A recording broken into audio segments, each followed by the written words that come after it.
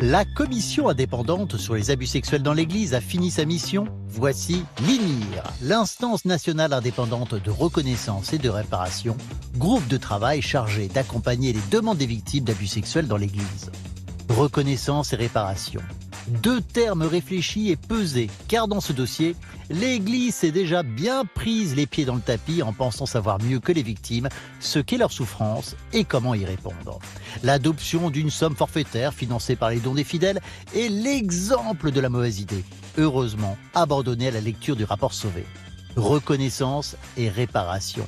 Deux faces d'une même pièce pour dire aux victimes « Nous vous avons entendu, désormais c'est vous qui avez la parole, car c'est votre point de vue qui a la priorité et nous voulons qu'à travers ce processus de reconnaissance, vous puissiez vous reconstruire. » Mais s'il appartient à l'Église de reconnaître les victimes, la réparation, elle, appartient aux victimes. Seuls eux peuvent en donner les conditions et constater qu'elle a pu s'opérer.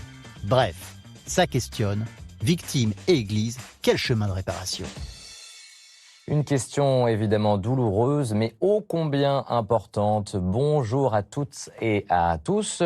Bienvenue sur ce plateau du Jour du Seigneur. Bienvenue à vous, Marie Derain de Vaucresson. C'est un plaisir de vous recevoir sur ce plateau. Juriste, haute fonctionnaire, spécialiste de la protection de l'enfance. Vous avez été notamment défenseur des enfants de 2011 à 2014. Et aujourd'hui, en tout cas il y a quelques mois, vous avez été nommée présidente de cette toute nouvelle instance nationale indépendante de reconnaissance et de réparation dont on a compris la mission est de mettre en place notamment l'indemnisation des victimes d'abus sexuels dans l'Église. Alors, première question très simple, où en êtes-vous dans votre travail ? Est-ce qu'il a commencé ? Bonjour, il a commencé depuis quelques mois et très rapidement après la nomination pour constituer d'abord l'instance en elle-même, un groupe d'experts qui a la charge à la fois de définir le processus et la manière dont on va accueillir les demandes, dont on va les traiter, et puis qui aura aussi pour mission, dès qu'on pourra recevoir ces demandes et les traiter, d'accompagner, de cheminer avec les victimes pour construire cette démarche de reconnaissance et de réparation. Donc les victimes seront au cœur de ce travail ? C'est un principe absolument fondamental dans le projet qui a été confié à l'instance nationale indépendante de reconnaissance et de réparation, c'est de dire qu'une part de la réponse appartient aux victimes et doit être construite avec les victimes. On ne fait pas le travail sans eux et sans elles, en fait. C'est aujourd'hui dans aucun domaine, quand on est dans la relation d'aide et la relation de soins, on ne peut le faire sans compter sur la capacité d'agir, de se mobiliser de chacune des victimes, avec plus ou moins de besoins d'accompagnement et d'aide, mais chaque victime a une partie, chaque personne victime a une partie de la réponse. Reconnaissance et réparation, concrètement, quelle réalité il y a derrière ces deux mots ? Reconnaissance, réparation. Alors, reconnaissance, c'est deux dimensions. C'est déjà celle qui a eu lieu à Lourdes le 5 novembre pendant l'assemblée plénière. Nous y étions. Et moi aussi, voilà, au titre d'autres fonctions à l'époque. Mais où l'idée en matière de reconnaissance est de dire l'Église reconnaît qu'elle a failli dans sa capacité à protéger d'abord les personnes, les enfants, les mineurs. On voit cette photo, les évêques de France à genoux, pour dire, voilà, nous reconnaissons notre responsabilité. C'était extrêmement fort et les mots étaient particulièrement bien pesés, justement pour signifier qu'à ce stade-là, dans ce moment de la démarche de l'Église, de laisser la place aux victimes, il y a cette dimension de reconnaissance, en écho au rapport de la SIAZ qui disait qu'il y a une difficulté systémique dans les violences sexuelles dont les enfants ont été victimes dans l'Église, ou sont victimes d'ailleurs encore aujourd'hui. Et donc il faut pouvoir avoir cette étape de reconnaissance institutionnelle pour passer à autre chose. Ça, c'était indispensable. C'était indispensable pour engager toute la démarche de réparation. Donc la reconnaissance, c'est dans cette dimension institutionnelle, et puis c'est aussi dans la dimension individuelle. Et c'est ça que l'on engagera dans le travail de l'INIR, dans une première étape, de pouvoir reconnaître et d'avoir cette action et cette parole de reconnaissance vis-à-vis de chacune des personnes individuellement. Après, il y a la réparation, mais on l'a vu dans le rapport de la SIAZ, donc cette commission indépendante qui a fait l'état des lieux sur les abus sexuels dans l'Église depuis plus de 50 ans. Quand même, il y a des dizaines et des dizaines de milliers de victimes qui ont été abusées, violées, par des clercs notamment. Est-ce qu'on peut réparer ces crimes-là ? Alors, on ne répare jamais complètement les victimes, les personnes victimes. Ça, c'est quelque chose qu'il faut se dire, et on ne fait jamais assez pour les personnes victimes. En tout cas, ce qui est sûr, c'est qu'on doit faire avec elles. Ça, c'est certain. Et la démarche de réparation, elle se construit aussi avec elles. C'est dans l'esprit de Jésus à Bartimée, « Que veux-tu que je fasse pour toi ?» Sans lui faire peser la responsabilité de construire ce chemin de réparation, mais en l'accompagnant et en l'aidant à trouver cette réponse si elle ne l'a pas déjà. C'est-à-dire qu'il y a un certain nombre de personnes, aujourd'hui déjà, par différents moyens, m'arrivent des messages qui me disent, voilà, moi j'ai écrit un livre, aujourd'hui j'estime que je me suis reconstruite, mais ce que je veux, c'est vous adresser ce livre et que mon nom fasse partie de ceux que vous aurez reçus. Et ça, c'est une dimension, par exemple, qu'on n'avait pas imaginée dans la construction du process, de l'accompagnement, du cheminement, de se dire, est-ce qu'il faut qu'on ait, nous aussi, une démarche mémoriale du point de vue simplement de ceux qui viennent déposer des choses auprès de cette instance, qu'est-ce qu'on en fait, avec qui on travaille. Et à partir du moment où on a identifié ça, on se retourne vers l'Église et puis on va réfléchir avec d'autres personnes. Parce que chaque victime, en effet, a des demandes évidemment différentes. J'aimerais revenir sur cette phrase que vous avez citée très spontanément. Que veux-tu que je fasse pour toi ? Et c'est ce que dit Jésus à un mendiant aveugle qu'il croise sur la route. En quoi elle résonne dans votre mission aujourd'hui en tant que catholique, cette phrase ? Alors, il se trouve que, vous savez, c'est un évangile que l'on lit en octobre dans l'Église et que je l'ai entendu, cette phrase, au moment où la proposition m'avait été faite de prendre cette responsabilité. Et quand je l'ai entendue, il se trouve aussi dans une petite église d'une communauté où il y avait très peu de chrétiens qui me changeaient de ma paroisse parisienne habituelle, où on avait attendu le prêtre qui arrivait d'une autre messe. Enfin bref, un contexte de pauvreté et de dénouement qui, spirituellement, m'a touchée profondément. Elle m'a encore davantage touchée. C'est-à-dire de se dire, vraiment, c'est ça la question qu'il faut se poser. Et c'est à cette question-là qu'il faut trouver des réponses pour chacune des victimes. Tout en trouvant, je le disais déjà tout à l'heure, la juste relation. C'est-à-dire qu'on ne peut pas mettre les victimes ou une personne victime seule face à cet aspect hyper vertigineux de dire mais qu'est-ce qui va être bien pour moi, qu'est-ce qui va être bon pour moi. Donc la question du cheminement et de l'accompagnement, il est là. Comment on construit ce chemin ? Pour certaines, ça va être une parole, une démarche mémorielle, un courrier, une médiation avec l'auteur ou une médiation avec les parents, parce que les parents n'ont jamais cru et que c'est insupportable. Pour d'autres, ce sera directement la question de l'indemnisation. Ça, on le verra et on le construira avec chacune des victimes. En tout cas, cette phrase qu'on a vue, ça correspond à un déclic pour vous. C'est à ce moment-là qu'on vous proposait en fait cette mission. Oui, c'est à la fois un déclic et à la fois un moteur. Voilà, exactement. Ouais, et c'est la ligne de fond de la mission. Parce que il y a l'indemnisation financière, mais c'est pas que ça. Il peut y avoir indemnisation financière. Moi, je suis frappée du nombre de victimes qui d'emblée disent c'est pas l'argent qui m'intéresse. C'est pas du côté de l'indemnisation que je veux m'orienter. Elles l'ont déjà dit à un certain nombre de personnes. Il y en a un certain nombre de personnes qui me l'ont dit. J'étais à Lourdes, je les ai rencontrées. Enfin, j'ai rencontré des personnes victimes. Je reçois par des biais multiples, c'est-à-dire que l'adresse INIR n'est pas encore active, elle le sera dans les prochains jours. Pourtant, par les réseaux sociaux, par des messages qui arrivent à la CEF, par des messages qui arrivent parfois dans ma boîte aux lettres, ça m'étonne un peu d'ailleurs, mais enfin bon, je reçois des témoignages de nombreuses victimes qui d'emblée ne posent pas la question de l'indemnisation. Bien sûr, il y en a qui la poseront, et il y en a peut-être aussi pour lesquels elle viendra justement, cette question-là. En tout cas, c'est un travail à construire, c'est ce qu'on comprend. C'est complètement à construire, oui, c'est complètement à construire. Est-ce que vous avez quand même hésité avant d'accepter cette mission ? On avait reçu Jean-Marc Sauvé, qui a présidé cette première commission pour faire l'état des lieux sur les abus sexuels. Qui m'avait auditionné d'ailleurs. 70 ans, qui vous avait auditionné.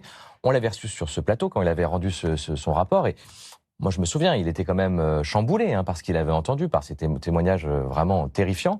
Est-ce que ça vous fait pas un peu peur aussi de ce que vous allez entendre et découvrir ? Alors, c'est pas le registre de la peur. Ce qui m'inquiète, c'est d'être à la hauteur des personnes victimes et de leurs besoins et de leurs attentes. Ça, c'est une véritable inquiétude. Elle est, j'espère, partagée par tous ceux qui s'engagent dans cette démarche-là, y compris par les évêques. Et d'ailleurs, certains le manifestent en me disant « Oh là là, On s'engage dans une démarche qui est exigeante. Il faut vraiment qu'on réussisse. On a une obligation de réussite. Évidemment qu'on a une obligation de réussite. C'est ça qui est vertigineux.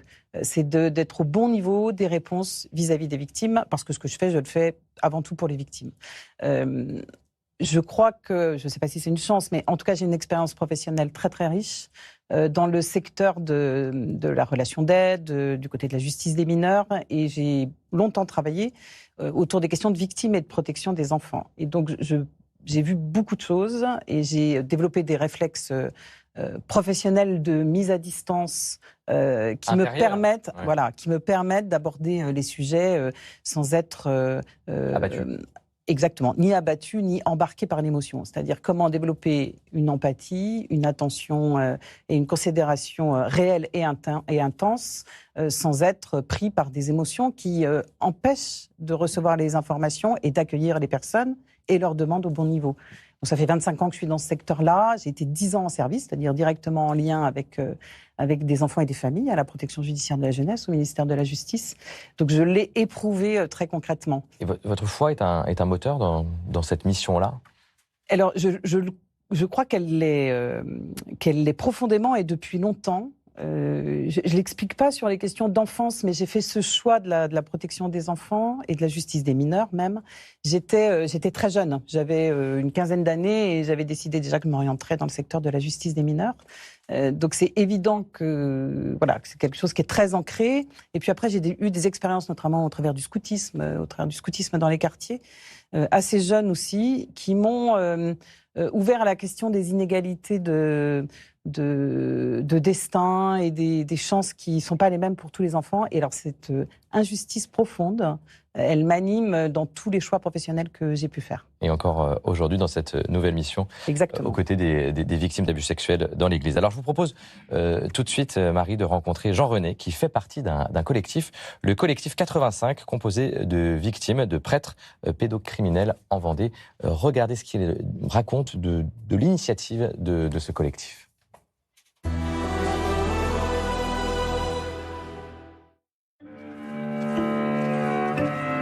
Je m'appelle Jean-René, j'ai été victime à la fin des années 60 du recruteur du diocèse de Vendée. Pendant la confession, avant d'entrer au séminaire, il m'a demandé si j'avais des pensées impures. Je ne savais pas ce que c'était. Et il a mis sa main dans mon slip et il a essayé plein de choses. Et à la fin, il m'a dit « Je te pardonne les péchés que tu as commis avant et pendant la confession ». J'avais 10 ans.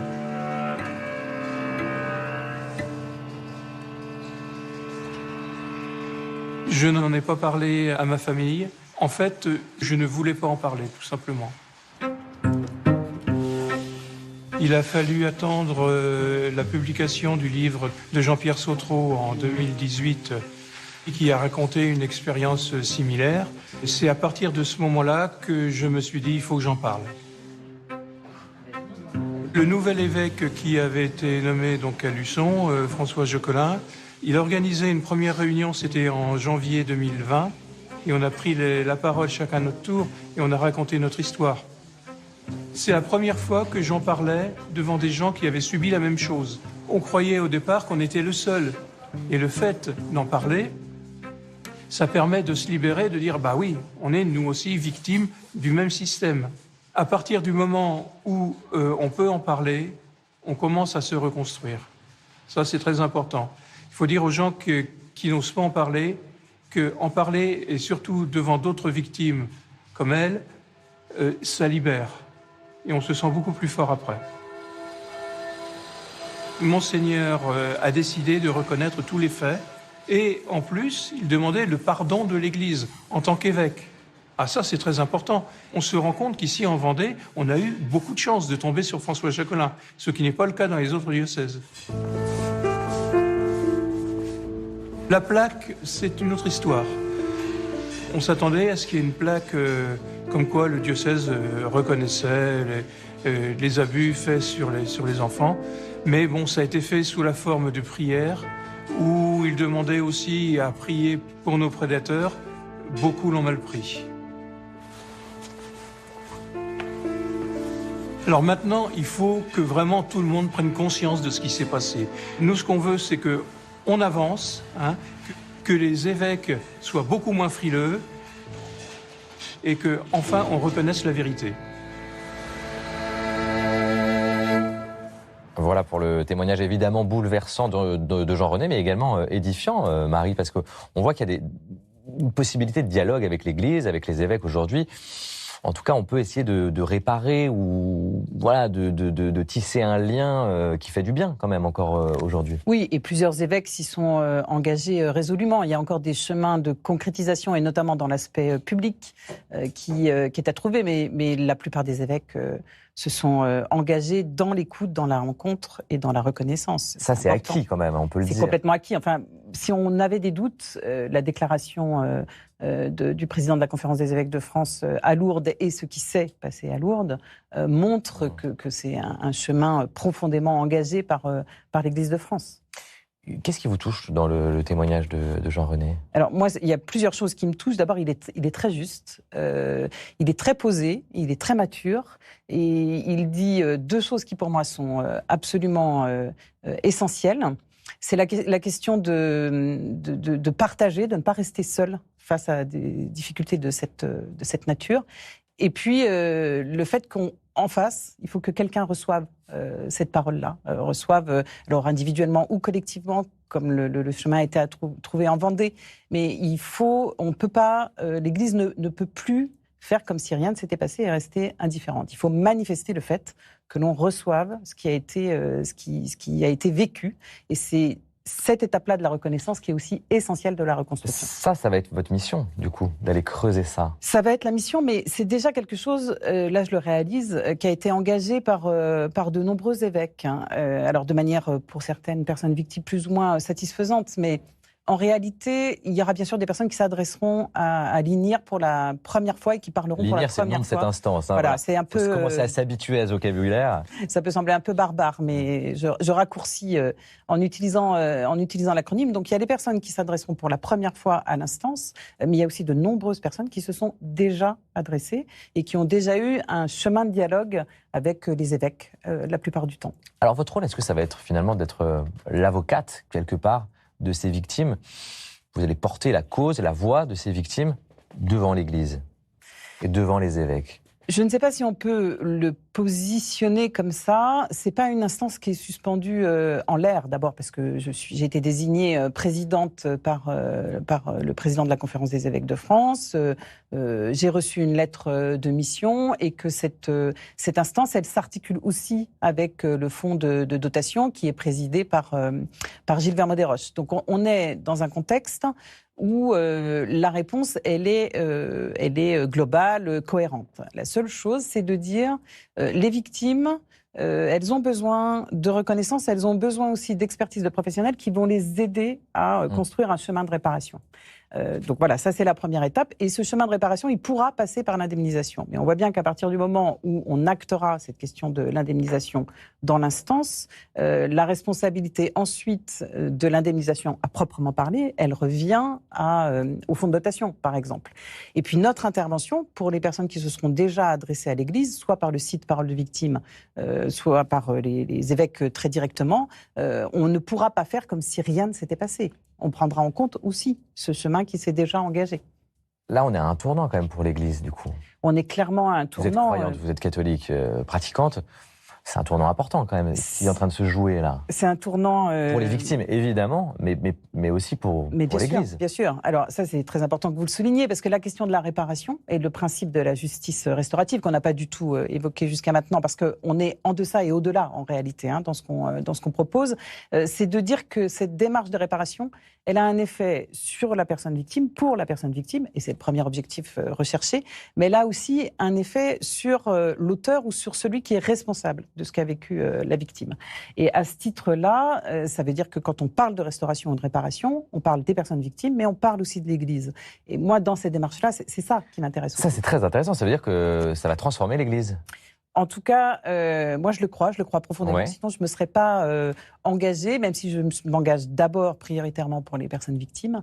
C'est aussi parce que je crois que l'Église est profondément blessée par ce qui s'est passé depuis des dizaines d'années et qu'elle a besoin d'être réparée. Simplement, c'est une prise de conscience qui doit être institutionnelle. Elle est actée, elle est acquise. Voilà, les paroles d'Éric de Moulin-Beaufort ont été très claires, très fortes, mais il faut que ça atteigne le peuple de Dieu. C'est-à-dire qu'il faut que ça diffuse cette parole-là et que chacun se sente responsable aussi de la restauration, de la réparation de l'Église. Et là, on sent qu'il y a quelque chose qui vous anime profondément. Vous, Marie, en tant que croyante, là, il y a quelque chose qui se joue pour vous aussi. C'est en tant que croyante, mais c'est aussi en tant que responsable de mes frères. Alors ça peut être la foi qui est à la source de ça, sûr, très clairement. Tout à fait. Mais en tout cas, comme c'est la même responsabilité, cette même éthique de responsabilité qui se joue dans les choix professionnels que j'ai faits jusqu'à maintenant. Je ne peux pas rester indifférente. J'ai des compétences et c'est ce qui effectivement m'a motivée à accepter cette responsabilité. J'ai des compétences, j'ai des réseaux à mobiliser. J'y vais dans l'intérêt des personnes victimes et aussi de la reconstruction de l'Église. Vous n'avez pas de colère un peu en vous face à la situation désastreuse qu'on a découverte avec le rapport Sauvé en commençant cette mission? En fait, je vous sens vraiment impliqué, il y a un terrain à découvrir, à défraîchir, et j'ai pas l'impression qu'il y ait vraiment de colère ou de... Qu'est-ce qu'il y a au fond de vous? Alors, est-ce que c'est de la colère? J'ai des vrais moments de colère. Des vrais moments de colère, par exemple, dans la définition de l'indépendance de l'INIR, je vous cacherai pas qu'il faut défendre le morceau et que ça peut me mettre très en colère quand on a du mal à reconnaître, même si c'est un objet non identifié, l'INIR, que son fonctionnement doit reposer sur un principe vraiment non négociable d'indépendance, par respect pour les personnes victimes. Après, je suis pas. Moi, je fréquente des lieux d'église, comme je suis aussi membre de la communauté Mission de France, où la question de penser autrement l'Église, de sortir du strictement institutionnel, d'aller voir ailleurs, à la suite du pape François, d'aller dans les périphéries, c'est quelque chose qui est habituel. Ouais, et donc, ça me parle. Et les questions des souffrances, y compris en matière de violences sexuelles dans l'Église, ça fait longtemps que je l'ai bien identifié. Je ne vais pas vous dire que j'ai été surprise par ce qu'a dit le rapport Sauvé. C'est pas vrai, y compris sur l'ampleur des dégâts. Il faut se rappeler quand même qu'on est entre 1950 et 2020. 70 ans, oui. Moi, de fait, voilà. 50 ans, mais 70 ans. C'est forcément vertigineux. Et ça concerne... Vous voyez certains catholiques qui ont du mal à accepter cette réalité, remettre en cause ces chiffres. Comment vous réagissez? Alors là, j'aurais effectivement envie de les secouer. Alors, je ne sais pas si je suis en colère, mais envie de les secouer. Alors, c'est peut-être parce que c'est moi, mais j'ai aussi un environnement très divers dans la famille et dans mon environnement amical. Et finalement, j'ai pas rencontré beaucoup de personnes qui ont contesté les chiffres. Parce qu'au fond, la question, c'est que c'est toujours trop des personnes victimes de violences sexuelles dans l'enfance, que ce soit dans l'Église ou dans tous les autres milieux. Le premier étant, il faut se le rappeler, celui de la famille. Et le rapport de la SIAZ, d'ailleurs, le rappelle très bien. Donc finalement, puisque c'est toujours trop... peu importe les chiffres, enfin, on peut pas... Donc, je n'ai pas été confrontée à des gens en résistance sur cette question-là. Voilà, sur d'autres, oui, parce qu'on a peur de trop engager sa responsabilité, on a peur des fragilités juridiques dans un système qui... et c'est juste, et il faut être prudent avec ça, hein, mais c'est pas le sujet. Enfin, le sujet, c'est comment on aide des personnes à aller mieux, à se réparer. Bah écoutez, merci en tout cas Marie, bonne chance pour cette mission, restez avec nous. L'émission se poursuit avec la culture, et la culture chez nous en ce moment est représentée par Gladys Mariva. Bonjour Gladys. Bonjour. C'est un plaisir de vous retrouver. Vous nous présentez aujourd'hui un film sur le quotidien d'une maison qui accueille des mineurs en difficulté. Oui, le film Placé de Nessim Chikaoui, l'histoire d'Elias, un étudiant qui rate le concours de Sciences Po et qui, en cherchant un job pour s'occuper le temps de repasser le concours, atterrit dans une maison d'enfants à caractère social où sont accueillis des jeunes en difficulté, certains victimes de violences physiques, psychologiques ou d'abus sexuels. Et pour lui, ça va être une révélation. On regarde un extrait. Sinon, Samir, tu veux faire quoi plus tard? Je sais pas, moi, dealer ou braqueur, un truc comme ça qui rapporte. Ah ouais? Ben ouais. Sérieux? Je suis lucide, moi. Qu'est-ce que tu crois? Pourquoi t'es défaitiste comme ça? Mais il est pas défaitiste, il est réaliste. Regarde où on est. On a à peine commencé notre vie, on est déjà des cassos. Je ne fais pas partie des cassos. Bien sûr que si, ils ont mis à des cassos. Non, vous n'êtes pas des cassos, arrête de le dire, vous allez finir par le croire. Moi, je suis pas un cassos. Bah ouais. Il y a plein de jeunes placés qui s'en sortent très bien, en plus, crois-moi. Ouais. Mais oui. Vous avez pas de rêve? Si, quand je dors. Alors Nessim Chekaoui, c'est vraiment raconter ces jeunes et leurs éducateurs avec beaucoup de subtilité, avec beaucoup d'empathie et d'humour aussi, comme on l'a vu. Il saisit bien le mélange de colère, parfois aussi de rejet des adultes qu'il y a chez ces enfants et en même temps leur besoin d'amour. Et pour les éducateurs, il raconte bien comment ils sont à la fois réjouis par leur mission et en même temps éprouvés par ce métier. Donc voilà, pour vous donner envie d'aller voir Placé de Nessim Chekaoui en salle depuis le 12 janvier. J'imagine que c'est une réalité qui fait écho à votre parcours. On peut rêver quand même quand on est placé comme ça, quand on est mineur. Il y a quand même une espérance possible. Bien sûr, bien sûr. C'est dit dans le film et vous venez de le dire aussi. Il y a des très très beaux parcours. Moi, je souriais parce que je me rappelle vraiment d'épisodes très précis. En particulier dans des salles à manger d'établissements de placement où j'ai travaillé et où les enfants sont toujours dans la provoque, les jeunes sont toujours dans la provoque, ils recherchent vraiment l'adulte pour vérifier qu'on est bien là et solide. Et avec mes collègues, les collègues éducateurs que je dirigeais, on les appelait les attachants. Et en fait, ça résume tout à fait la situation, quoi. Ils sont hyper attachants et hyper chiants. Pardon pour le gros mot. On continue, Gladys, avec un roman qui s'inspire de pèlerinage et qui rassemble chaque année des milliers de personnes en Amérique du Sud. Oui, Andrea Dedo, du romancier français Michel Julien. L'histoire de deux sœurs. Andrea, une athlète lanceuse de poids lourd, et Esia, enfin de poids, pardon. Et Esia, une ethnologue. Voilà, exactement. Et Esia, une ethnologue qui participe à une procession qui dure 2 jours jusqu'à la statuette d'une Madone miraculeuse. Alors 2 siècles auparavant, cette Madone a exaucé le vœu d'un villageois en faisant apparaître dans son piège des centaines de poissons. Et le livre décrit ce miracle, mais il va aussi décrire la liesse qui entoure ces pèlerins qui vont pendant 2 jours parcourir des kilomètres. Donc avant de partir, ils font un vœu. Ils portent aussi autour du cou les vœux de leurs proches qui n'ont pas pu donc faire ce chemin. Et ils avancent dans la végétation équatoriale en s'agrippant à une corde. Alors j'ai aimé l'écriture très dense, précise et en même temps baroque de Michel Julien. On est vraiment plongé dans l'aspect festif, carnavalesque, un peu fou de cette procession. On va y avoir des cochons, une coupure d'électricité, il va y avoir des chansons, des gens qui agrippent un peu les pèlerins pour leur vendre des choses ou pour soigner leurs mains. On est vraiment au plus près des corps en plein effort et des esprits qui sont en ébullition. Donc c'est un bonheur de lecture. Andrea Dedo de Michel Julien aux éditions Verdier. Et un voyage très exotique. On retourne en Europe maintenant puisque vous nous emmenez en Belgique dans l'église pour visiter l'église dans laquelle nous allons célébrer la messe dans quelques instants. Oui, la paroisse Saint-Martin à Marcinelle, reconstruite à la fin du XVe siècle à l'emplacement d'une église romane dont subsiste le clocher. Sa sobriété est typique du bassin industriel du Hainaut, avec ses moellons de grès ferrugineux et de calcaire carbonifère. À l'intérieur, on remarque la richesse des matériaux et la polychromie, puisque la pierre calcaire noire, parfois peinte en blanc, voisine avec des voûtes en briques rouges, ce qui diffuse de la gaieté dans une région où le ciel est plutôt sombre. C'est également le but des fresques du XXe siècle, situées dans le chœur et dans la voûte, qui représentent l'église et les paroissiens. Remarquable aussi la chaire néo-baroque du XVIIIe siècle et l'autel qui comporte un baldaquin en marbre noir des Ardennes, également appelé dé, un symbole de souveraineté sous lequel est placé le Christ. L'architecture de l'église associe la foi et l'histoire locale de ce pays marqué par les mines et la métallurgie où les paroissiens venaient trouver la lumière dans l'église. Merci Gladys pour cette belle visite, à dimanche prochain.